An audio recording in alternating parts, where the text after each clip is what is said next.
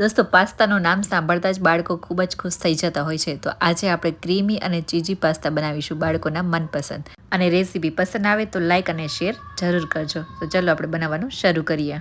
તો અહીં આપણે પાસ્તા બનાવવા માટે માઇક્રોની પાસ્તા મેં લીધા છે અને 1 વાટકો જેટલા અમે અહીં પાસ્તા લીધા છે. અને ગ્રામથી માપશું ને તો 200 ગ્રામ જેટલા પાસ્તા છે.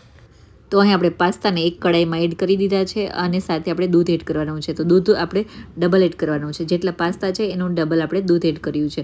અને સાથે આપણે કેપ્સિકમ અને ગાજર એડ કરવાના છે. અને આપણે ટામેટા લીધા છે પણ ટામેટાને આપણે બાદમાં એડ કરશું. ટામેટા જલ્દી કૂક થઈ જાય છે એટલે ટામેટા આપણે એડ નથી કરતા. પછી આપણે થોડું નમક એડ કરી અને થોડી વાર આપણે કૂક થવા દેવાનું છે. અને પાસ્તાને આપણે દૂધમાં જ બોઇલ કરવાના છે. તો અહીં આપણે થોડી વારે ચેક કરતા રહેશું અને હલાવતા રહેશું. વરના દૂધનો ઉભરો આવી અને બહાર નીકળી જાય છે દૂધ, એટલે આપણે થોડી વારે ચેક કરતા રહેશું. તો અહીં 7 થી 8 મિનિટ જેવો ટાઈમ થઈ ગયો છે અને અહીં આપણા પાસ્તા પણ સરસ કૂક થઈ ગયા છે અને વેજીટેબલ પણ કૂક થઈ ગયા છે. હવે આપણે આમાં બીજા ઇન્ગ્રીડિયન્ટ્સ એડ કરી દઈએ. તો અહીં આપણે બટર લીધું છે, સાથે મરીનો પાવડર બનાવીને લીધો છે, ચીલી ફ્લેક્સ, ઓરેગનો અને ચીઝ એડ કરવાનું છે.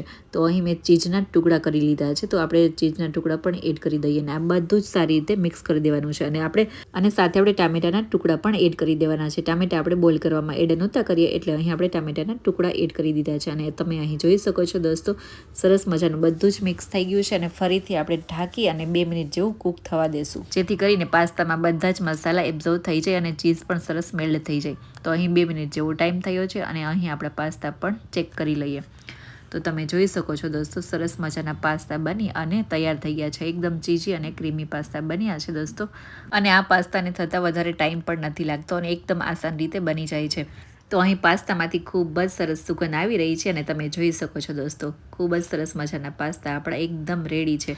અને એકદમ આપણે કમ ટાઈમમાં આ પાસ્તા બનાવ્યા છે. ઘણા લોકો પાણીમાં બોઇલ કરી અને પાસ્તા બનાવતા હોય છે, પણ અહીં આપણે દૂધ સાથે જ પાસ્તાને બોઇલ કર્યા છે એટલે કૂક થતાં વધારે ટાઈમ નથી લાગતો.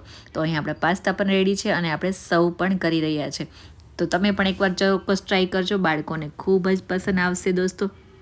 અને મારા ઘરમાં તો ખાસ કરીને સન્ડેના દિવસે બનતા જ હોય છે અને મારા છોકરાને ખૂબ જ પાસ્તા પસંદ છે. તો આઈ હોપ કે તમને પણ પાસ્તાની રેસીપી પસંદ આવી હશે દોસ્તો. રેસીપી પસંદ આવી હોય તો લાઇક, શેર અને મારી ચેનલ હજી સુધી સબસ્ક્રાઈબ નથી કરી તો બેલ બટન પ્રેસ કરી સબસ્ક્રાઈબ કરવાનું પણ ના ભૂલશો, જેથી કરી અને નવી રેસીપીની નોટિફિકેશન આપને મળતી રહે. તો ચલો દોસ્તો, ફરી મળીશું નેક્સ્ટ વિડીયોમાં, નેક્સ્ટ રેસીપીમાં. ત્યાં સુધી આવજો બધાને. જય શ્રી કૃષ્ણ. બાય.